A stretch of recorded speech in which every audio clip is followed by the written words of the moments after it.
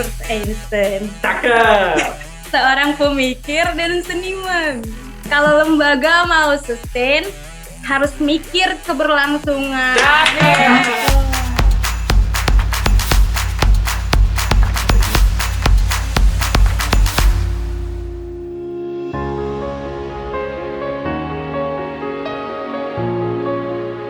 Oke, teman-teman sampai sini mungkin kita bisa open diskusi. Silakan. Saya akan kasih waktu teman-teman juga untuk Untuk mulai sharing, gitu ya. Untuk mulai sharing seperti apa gambaran kondisi lembaga teman-teman di daerah. Apakah memang apa yang menjadi latar belakang diskusi yang tadi saya paparkan juga masih relevan dengan situasi yang ada di lapangan, atau memang ada pembelajaran lain yang mungkin bisa kita diskusikan. Monggo silakan.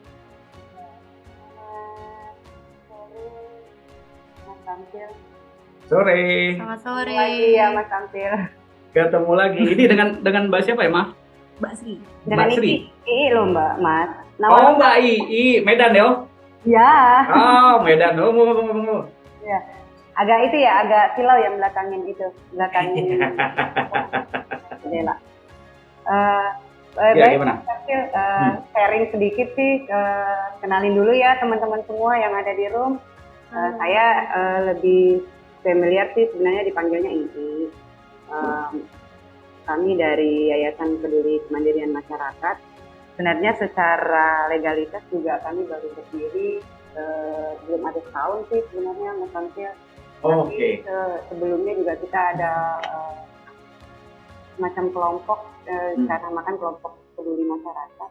Memang itu atau concern kita sih sebenarnya ada di pemberdayaan masyarakat. Tetapi sampai saat ini donor belum ada melirik nih ke kita gitu. Tapi bukan satu kendala sih sebenarnya, karena di wilayah kami juga di Kota Medan khususnya itu kita punya kader-kader awalnya dari kader kesehatan, sekarang kita berdayakan sebagai kader pemberdayaan masyarakat. Saat ini juga kami sedang ada usaha sedikit lah Mas Samsil, belum besar sih, jadi Mas Samsil juga ada perhatiannya. Kita ada program income generating untuk kelompok-kelompok usaha, ada di 3 wilayah, di Deli Serdang itu di Desa Amplas dan Desa Tembung, kemudian ada di Medan itu ada di Turan, Kuala Bekala. Jadi income generating yang kami lakukan adalah simpan pinjam. Simpan pinjam itu kita awalnya kita asesmen dulu ibu-ibu, tapi kami nih khususnya di kaum perempuan ya Mas Samsil, soalnya kaum perempuan lebih dapat dipercaya ketimbang kaum laki-laki, mohon maaf. Untuk urusan duit sepakat. Mohon maaf ya Mas Samsil. Setuju. Bukan gender ya. Jadi sebenarnya begitu sih, kita sasaran kita adalah kaum perempuan. Jadi salah satu upaya untuk meningkatkan perekonomian keluarga adalah ketika si perempuan bisa mandiri dan menyokong perekonomian keluarga. Nah, income generating itu dana yang kita gulirkan itu bukan bantuan, tetapi pinjaman. Pinjaman, statusnya pinjaman dari kami, dari lembaga. Oke, dari lembaga nih. Nah, lembaga Mbak Yi sendiri itu dapat dari mana? Maaf. Apakah memang ada skema donor? Ada skema donor tapi belum besar Mas Samsil. Ya masih di bawah 50 lah Mas Samsil. Tapi begitupun kami berharap, harapan besar kami bahwa usaha ini, income generating ini bisa berkelanjutan. Gitu. Menarik. Jadi yang kita bangun tadi yang seperti Mas Samsil bilang, mungkin kita membangun habit dulu sih sebenarnya sebelum kita memulai menggulirkan pinjaman dana tersebut dengan tabungan. Jadi walaupun Rp2.000 pun kalau habit atau kebiasaan mereka sudah mulai terbangun dengan menabung, insya Allah mudah-mudahan usaha mereka bisa lancar. Nah, selain kita membangun habit mereka, kita juga kasih penguatan bagaimana sebuah usaha itu bisa berjalan, minimal mengetahui lah laba ruginya walaupun warung kecilan begitu ya. Betul. Nah, kita kasih penguatan juga atau edukasi tentang pencatatan usaha mereka gitu. Walaupun di kalangan ibu-ibu itu agak sulit banget untuk mencatat. Ya, apalagi kalau kayak warung, misalnya dia jualan beras, minyak gitu itu ya Mas, sembako gitu. Untuk menulis itu agak sangat berat sepertinya. Tapi Ya. begitupun kita tetap mendorong mereka untuk supaya bisa mencatat usaha mereka dengan tujuan bahwa kita mendorongnya itu menyemangatinya gini. Ibu-ibu kalau mau tahu perkembangan usahanya, apakah rugi atau untung atau stuck seperti itu aja, ya dari catatan itu. Kalau nggak dari catatan, bagaimana kita bisa tahu bahwa usaha ibu itu berkembang atau enggak? Gitu sih Mas Amsyad. Sekian dulu baik. dari kami. Sebentar, baik. Sejauh mana teman-teman dari YAPEMAS ya, Ya. Medan? Sejauh mana teman-teman dari YAPEMAS dengan tantangan yang dihadapi oleh OMS saat ini itu untuk tetap eksis dan tetap relevan gitu berada di wilayah program dampingannya. Sedangkan nih belum dapat donor, kalau pun dapat jumlahnya sangat kecil, sedangkan mungkin punya tim toh gitu kan, punya tim juga kan yang memang masih berkarya di lembaganya yang dipimpin oleh Mbak Ii. Nah, dari mana pembiayaan itu? Mbak Ii kalau boleh sharing. Iya, Mas, makasih. Sebelum kami menggulirkan income generating itu, sebenarnya kami di YAPEMAS sendiri aja dulu waktu masih dalam bentuk kelompok, kita punya mesin sabun cuci piring, Mas. Jadi awalnya ibu-ibu kader itu mengelola sabun cuci piring itu manual, Mas, pakai tangan. Jadi tangannya gede-gede apa gitu ya kan, karena manual.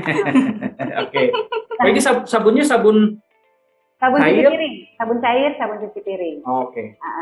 Jadi ada salah satu universitas atau lembaga tinggi pendidikan itu tertarik begitu. Ini kasihan juga ya ibu-ibu kalau harus ngaduk selama 1 jam tanpa henti gitu kan, karena memang proses kimianya harus begitu kan gitu. Akhirnya mereka ada program namanya itu kalau di universitas atau masyarakat program program apalah itu namanya. Jadi pengabdian gitu ya, kayak pengabdian masyarakat gitu ya. Pengabdian masyarakat, mereka berinisiatif membuatkan mesin sabun cuci piring. Nah, dari hasil itulah sedikit-sedikit dikumpulin, Mas. Juga untuk menyokong kegiatan yang lain seperti pemberian nutrisi untuk orang-orang TBC gitu. Karena memang basicnya ibu-ibu kader ini kan pendamping dan penjangkau untuk pasien TBC kan gitu. Oke, jadi sebetulnya teman-teman di Medan ini memang spesifiknya itu kerja di wilayah isu kesehatan gitu ya? Ya, awalnya seperti itu. Nah, kemudian dia nyebrang menjadi pemberdayaan secara ekonomi gitu ya? Benar. Nah, ini menarik. Cuma begini teman-teman, ini kan menjadi kisah cerita menarik dari teman-teman di Medan bahwa isu kesehatan pun itu kemudian dia pendekatannya bisa melalui kerja-kerja atau program-program pemberdayaan di ekonomi gitu ya. Yang ini yang berjalan sama teman-teman. Saya beberapa kali ketemu dengan teman-teman dari YAPEMAS di Medan untuk berdiskusi gitu ya, untuk berdiskusi terkait strategi apa sih yang bisa dibangun untuk keberlanjutan dari produk-produk yang dihasilkan oleh mitra dampingannya mereka. Saya menekankan kepada teman-teman yang ada di sana bahwa ingat bahwa produknya lembaga itu bukan sabun cucinya, ya nggak sih? Yang dijual bukan itu. Nah, jadi yang menjadi potensi produknya lembaga itu bukan sabun cucinya, belum tentu gitu ya. Gitu. Tetapi kalau melihat dari apa yang dijalankan oleh teman-teman YAPEMAS, salah satunya potensinya adalah pengetahuannya. Kemudian bagaimana teman-teman YAPEMAS yang ada di Medan ini bisa melakukan program-program pendekatan inisiasi gitu kan, pemberdayaan untuk penyelesaian permasalahan di isu-isu kesehatan gitu kan, untuk isu TB ya kalau nggak salah ya. Tapi pendekatannya melalui ekonomi. Nah, ini kan juga menjadi menarik menurut saya ketika itu didokumentasikan menjadi suatu pengetahuan spesifik. Gitu kan? Knowledge manajemennya ini juga memang harus mulai dijalankan. Nah, hingga akhirnya model-model ini yang kemudian menjadi core-nya lembaga, yang saya yakin ketika memang kita sudah melakukan kita tetap konsen dan fokus di kerja-kerja model seperti itu, ketika nanti ada mitra di misalkan lembaga lain gitu kan, lembaga level nasional atau bahkan mungkin lembaga donor dari level internasional yang juga ingin mencari mitra yang untuk isu-isu spesifik seperti yang dijalankan atau dilakukan oleh teman-teman Yapemas, mereka tidak akan sulit mencari. Oh, lembaga yang clear gitu kan positioningnya, dia di isu kesehatan tetapi juga pendekatannya melalui untuk pemberdayaan ekonominya yang mungkin Yapemas yang akan dimintain tolong gitu kan. Contohnya seperti itu. Nah, lalu apa yang bisa dikapitalisasi nih gitu kan oleh teman-teman di Yapemas, pengetahuan itu menjadi penting gitu ya. Pengetahuan ini menjadi penting, harus terdokumentasi dengan baik hingga akhirnya seperti yang tadi saya sampaikan, oh potensinya itu adalah pengetahuan, nah gitu ya. Saya tahu nih gimana caranya untuk melakukan program-program pemberdayaan dengan apa yang sudah kita lakukan bertahun-tahun, hasilnya begini, indikator capaiannya ini, dan itu terdokumentasikan dengan baik. Dan ada SDM-nya juga, menurut saya itu menjadi penting ya, bagi untuk dikelola menjadi tak ubahnya seperti asetnya lembaga. Jadi harus ditreatment menjadi asetnya lembaga. Jadi pengetahuan itu jangan dibiarkan menguap begitu saja. Apalagi pengetahuan itu hanya bersarang di satu atau dua kepala SDM yang ada di lembaga. Harus di-share gitu. Betul, karena begini, wah, gue udah nggak jelas juga nih apa yang harus gue kerjain nih di lembaga lagi nggak ada program, misalkan kan gitu. Tapi pengetahuannya masih bersarang nih di SDM-nya mereka. Terus mereka dapat tawaran lain. Maaf ya, Mas Tamsil, saya nggak bisa terus kerja bareng di lembaganya Mas Tamsil. Kenapa? Aku lolos CPNS, selesai sudah. Ya kan? Pengetahuan pun kita nggak punya. Selesai. Gitu kan? Ketika memang itu tidak ditempatkan menjadi potensi dan asetnya lembaga. Bagaimana caranya? Harus ditransfer. Gitu. Ada knowledge management namanya. Jadi bagaimana pengetahuan itu terdokumentasi dengan baik gitu ya di lembaga dan itu menjadi asetnya lembaga. Ya, saya Lutfi, sehari-harinya saya bekerja di Yayasan Borneo Institute Kalimantan Tengah. Borneo Institute. Halo. Nah, ada juga beberapa kawan-kawan juga di room, jadi memang kami selain akan men-share gitu ya, juga tentunya belajar juga dari teman-teman yang memang sudah start duluan dalam konteks bicara soal sustainability, keberlanjutan ekonomi lembaga. Nah,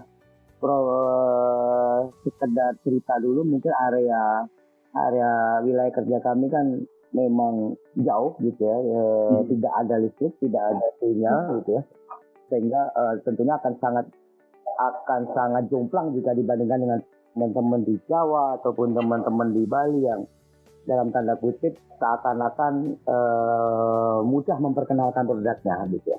Nah, ini juga menjadi salah satu catatan buat kita yang tentunya ini masuk dalam konteks hambatan ya, ketika kita bicara soal bagaimana memperkenalkan gitu ya, memperkenalkan atau merumuskan satu strategi ketika kita bicara bagaimana sustainable ke depan. Nah, kami sudah beberapa tahun ketika melakukan pemberdayaan di masyarakat, gitu, mulai dari restorasi, kemudian pembangunan kelompok-kelompok tani organik, kemudian melatih beternak, memelihara ikan dan segala macam, yang itu tentunya sebenarnya merupakan hal baru bagi para ya kalau bicara petani ya, petani ladang Dayak lah ya. Mereka memang ada teman-teman atau masyarakat memang di sini tidak terlatih dengan sistem pertanian modern. Jadi pertama itu yang menjadi satu tantangan kami, tapi kami berkomitmen untuk bagaimana membuat mereka, kalau tadi Bang Damsi bilang kita bicara soal sumber daya SDA kita melimpah ruah, tapi masyarakatnya tidak pernah bisa mengakses saja tidak. Nah, apalagi kemudian menikmati hasilnya dari melimpahnya sumber daya alam. Poinnya kan ada di situ Bang Ramsel ya. Nah, berangkat dari situ kita coba mulai berpikir tentang bagaimana menemukan sebenarnya kalau saat ini ya, menemukan satu produk. Banyak hal yang sudah kami coba gitu ya. Misalnya salah satunya ini juga ada teman-teman yang memang juga ada di room ini, ada Rodi sama Pak Paulus Sukirwanto yang juga melakukan pemberdayaan, tapi dalam konteks petani itu bicara soal bagaimana merestorasi lahan atau teman-teman masyarakat itu mempertahankan lahannya melalui penanaman sengon gitu ya. Nah, kalau saya dan tim di agrikultur itu bicara soal bagaimana mendidik melatih masyarakat untuk bisa bertani secara modern menggunakan anti pupuk kimia lah ya, gitu. Ya, menarik. Nah, tapi problemnya adalah memang kita bicara soal budaya dan adat masyarakat, bahkan petani yang secara umum bicara soal pragmatisme. Dalam hal ini adalah bicara hasil, gitu ya. Itu tantangan utama kami ketika bicara soal hasil dan minimnya akses ya, bahkan mungkin nggak ada sama sekali akses, misalnya informasi, kemudian itu menjadi ruang kami gitu ya, ruang kami untuk mendidik sehingga kami berbicara soal bagaimana dalam konteks kampanye dan advokasi bicara soal mempertahankan bibit lokal gitu ya. Mempertahankan bibit lokal dalam pengertiannya adalah kami sadar bahwa salah satu potensi yang mungkin akan menjadi membuat kami berkembang dan berkelanjutan adalah bibit lokal, karena asumsinya begini, di tengah gempuran industrialisasi ya, sawit, tambang dan segala macam, tentunya bibit lokal menjadi terancam gitu ya, keberadaannya. Namun tapi tradisi masyarakat di sini juga ketika bicara soal bibit lokal itu belum tentu juga ada di tempat lain. Jadi ada semacam keunikan dan karakteristik dan kekhususan dari petani Dayak, sehingga kita bicara soal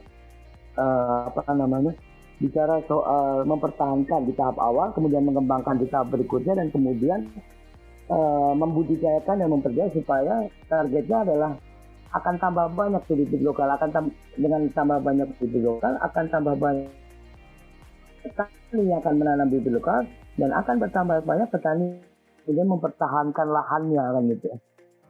Itu satu strategi yang coba kita kembangkan ya kita bicara soal itu. Namun ada harapan di situ dengan adanya produk lokal itu yang tentunya organik.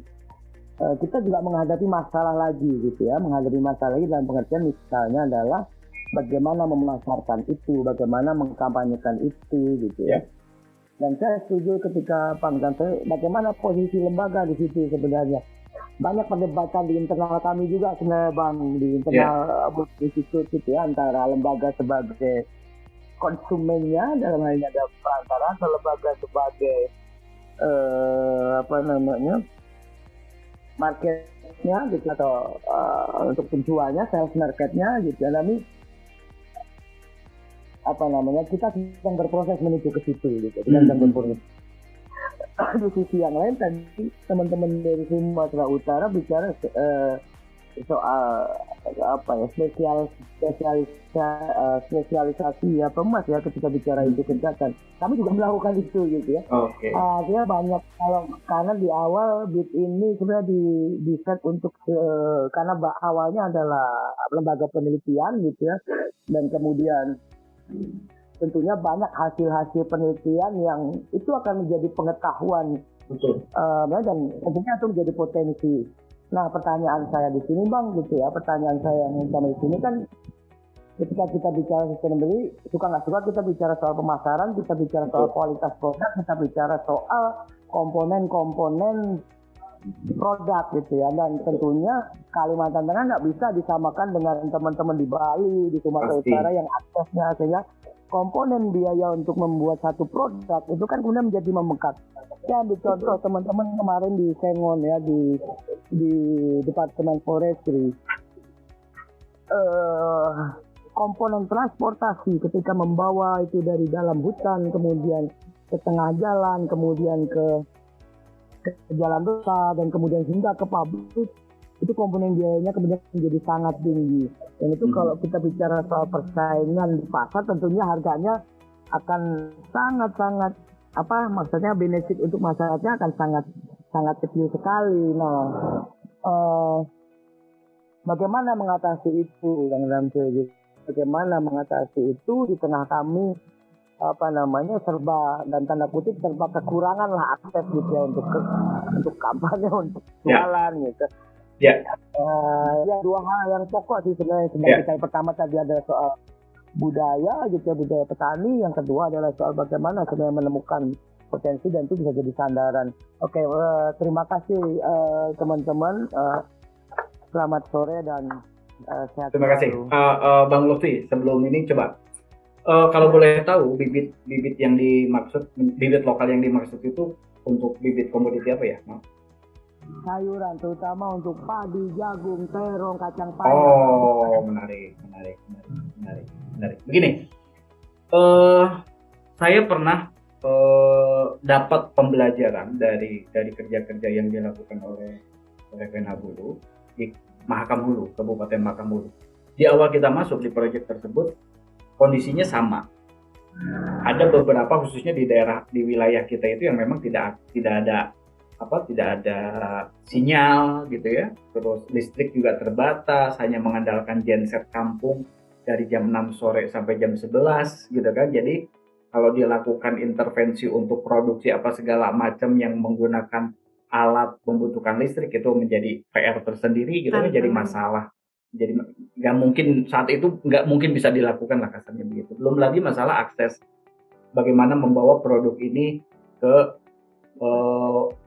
wilayah di mana market itu berkumpul, gitu kan? Ini juga menjadi tantangan karena satu-satunya akses itu adalah melalui Sungai Mahakam dan biaya produksinya juga sangat-sangat besar, gitu ya. Nah, pengalaman kami di situ adalah membangun satu unit processing. Mau tidak mau keluar barang yang keluar dari kampung itu memang harus sudah berupa minimal barang setengah jadi, minimal, gitu ya, minimal barang setengah jadi.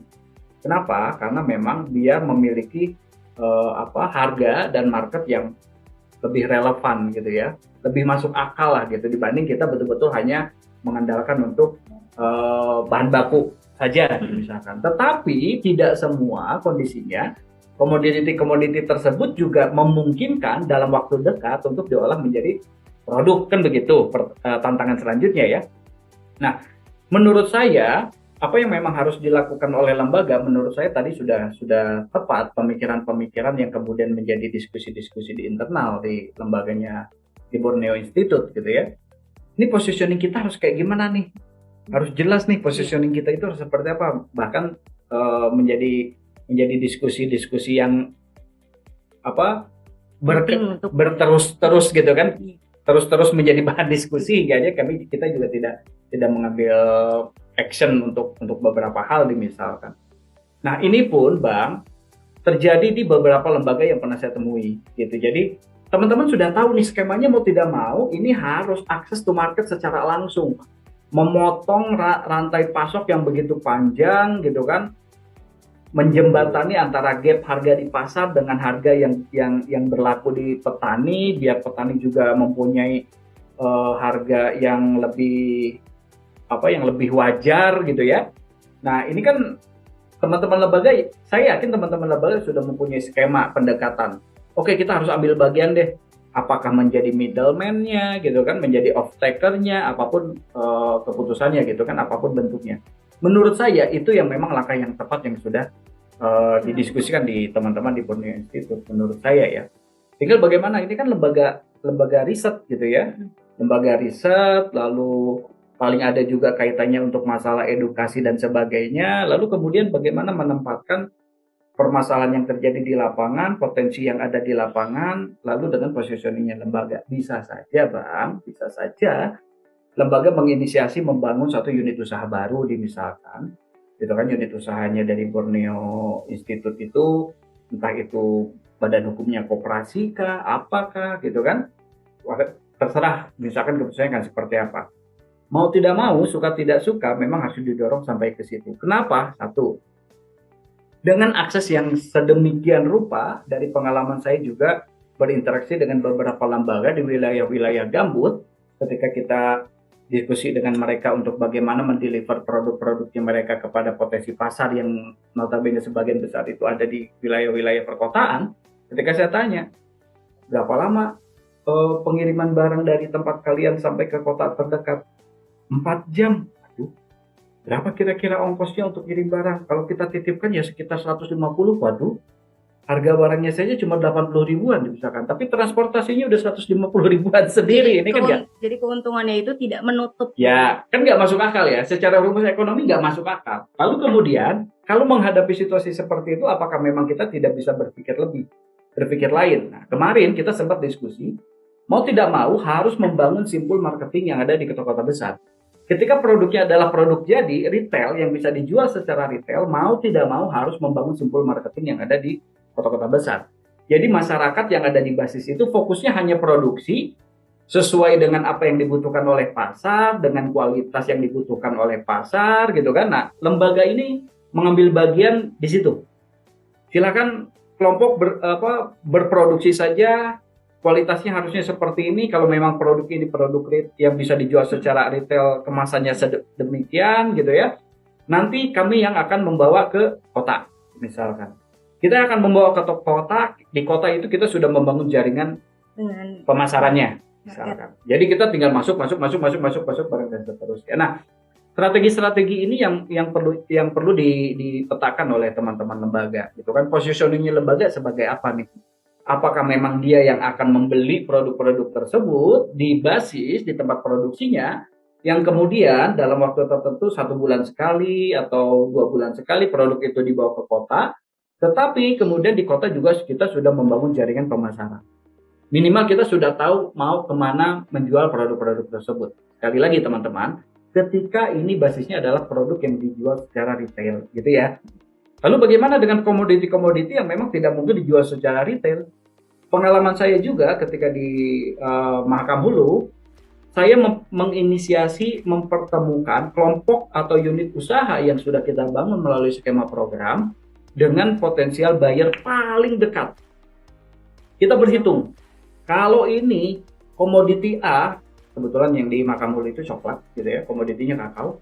Kalau komoditi kakao ini kita jual untuk tahap awal itu ke Samarinda, lalu siapa di Samarinda akan membeli?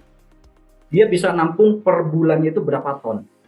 Kita yang mengumpulkan di lapangan, lalu kita kirim ke sana dengan deal-dealan nih, Pak, saya punya komoditi A, saya punya komoditi kakao, potensinya sekian puluh ton per bulan, bisa tidak kita dapat harga yang lebih bagus dan subsidi ongkos kirim. Nah, itu juga kan bisa dilakukan. Ternyata kita menginisiasi terbangunnya dealing antara si buyer di wilayah paling dekat dengan wilayah basis komoditi kita dengan unit usaha yang memang sudah kita inisiasi melalui program-program tersebut, ketemu dealing gitu kan.